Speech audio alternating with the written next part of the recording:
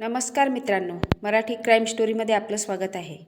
घटना आहे तेलंगणा राज्यातील जोगलंबा गढवा जिल्ह्यात राहणारा 30 वर्षाचा तेजस्वर राव हा जमीन मोजण्याचा सर्वेअर होता. तो जमिनीचे सर्वे करून रिपोर्ट देत असे.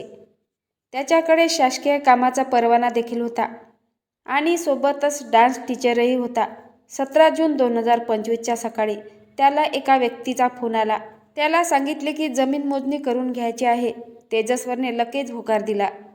काही वेळातच त्याच्या घरासमोर एक कार येऊन थांबली. कारमधून एक माणूस उतरला आणि त्याने दरवाजा ठोठावला आणि म्हणाला, आम्हाला जमिनीची मोजमाप करायची आहे. लगेच तेजस्वरा कारमध्ये बसले. त्यांच्यासोबत जमीन मोजण्यासाठी निघून गेले. मात्र संध्याकाळ झाली तरी तेजस्वरा घरी परतला नाही. त्यामुळे त्याच्या आईने त्याला फोन केला. मात्र फोन बंद येत होता. त्यांनी आजूबाजूला शोध घेतला, पण तेजस्वरराव याचा काहीच पत्ता लागला नाही. त्यामुळे कुटुंब चिंतेत पडले. दुसऱ्या दिवशी 18 जूनला मोठा भाऊ पोलीस ठाण्यात गेला आणि तेजस्वर बेपत्ता असल्याची तक्रार दिली. त्याने पोलिसांना सांगितले की 17 जूनच्या सकाळी 9:30 वाजता काही लोक त्याच्या भावाला जमिनीचे सर्वे करण्यासाठी कारमध्ये घेऊन गेले होते. त्यानंतर तो परतलाच नाही आणि फोन बंद आहे. 21 जून 2025 रोजी आंध्र प्रदेशमधील कुर्लू जिल्ह्याच्या पन्नम परिसरातील नहराजवळ लोकांना एक मृतदेह दिसला. मृतदेह पूर्णपणे कुजलेला होता. तात्काळ पोलिसांना कळवण्यात आले. पोलिसांनी घटनास्थळ पोहोचून मृतदेह बाहेर काढला. मृताच्या हातावर तेलुगूमध्ये अम्मा असे लिहिलेले टॅटू आणि हातात कडा होती. मृतदेह कुजलेला असल्याने ओळख पटवणे कठीण झाले होते. पोलिसांनी बेपत्ता तक्रारीची तपास सुरू केला. तपासादरम्यान पोलिसांना समजले की 3 दिवसापूर्वी तेलंगणा राज्यातील गढवाल ठाण्यात एका युवकाचा बेपत्ता होण्याची नोंद झाली आहे. पोलिसांनी तक्रारकर्त्याशी संपर्क साधला. तेजस्वरचे कुटुंब घटनास्थळी पोहोचले. त्यांनी मृतदेह तेजस्वरचा आहे हे ओळखले. आता मृतदेहाची ओळख पटली होती. पोलिसांनी मृतदेहाचा पंचनामा करून पीएमसाठी पाठवून दिला. पोलिसांनी मयत तेजस्वरचे मोबाईल कॉल डिटेल्स काढले. मात्र घरापासून काही अंतरावर जाताच त्याचा फोन बंद झाला होता. त्यानंतर सीसीटीव्ही फुटेज तपासण्यात आले. सीसीटीव्ही फुटेजमध्ये दिसले की तेजस्वरराव कारमध्ये बसत आहे, ज्यामध्ये आधीच 3 लोक बसून होते. तेजस्वरच्या मोठ्या भावाला सुरुवातीपासूनच संशय होता की या हत्येमध्ये तेजस्वरच्या पत्नीचा हात असू शकतो.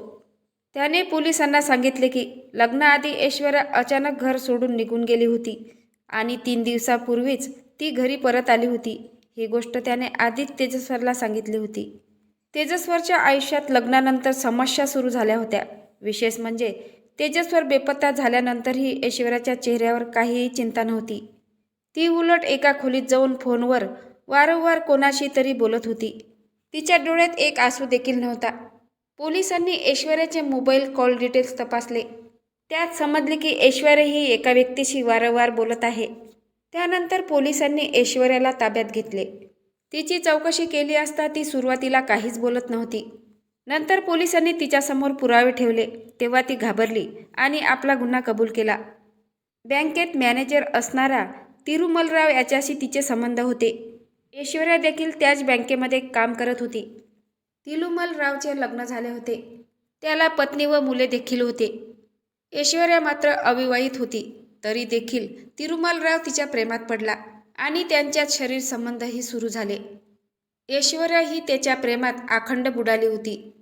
तिला त्याच्याशी लग्न करायचे होते. मात्र ऐश्वर्याच्या घरच्यांनी या लग्नाला नकार दिला आणि तिचे लग्न तेजस्वरराव या तरुणाशी लावून देण्यात आले. हे ऐकून प्रियकर तिरुमलराव संतापला. तरीसुद्धा ऐश्वर्या आणि तिरुमलराव संपर्कात होते. तिला तेजस्वर पतीसोबत राहायचेच नव्हते. ती लग्नानंतरही त्याला विसरली नव्हती.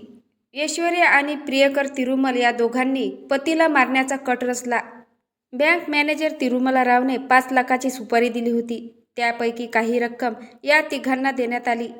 त्यानंतर तिघेही ग्राहक बनून तेजस्वररावच्या घरी आले आणि एरावली परिसरातील जमिनीचे मोजमाप करण्याची मागणी केली. तेजस्वरराव त्यांच्यासोबत कारमध्ये गेला. ती कार एरावलीच्या दिशेने गेली.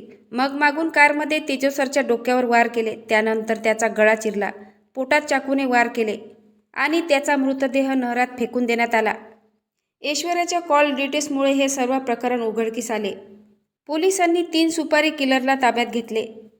ऐश्वर्या आणि प्रियकर बँक मॅनेजर तिरुमलराव, नागेश परशुराम राजू अशा 5 जणांना अटक केली आहे. तुम्हाला या घटनेबद्दल काय वाटते नक्की कमेंट बॉक्समध्ये सांगा. नवीन असाल तर चॅनलला सबस्क्राईब करा, लाईक करा. भेटूया पुढल्या व्हिडिओत. जय महाराष्ट्र.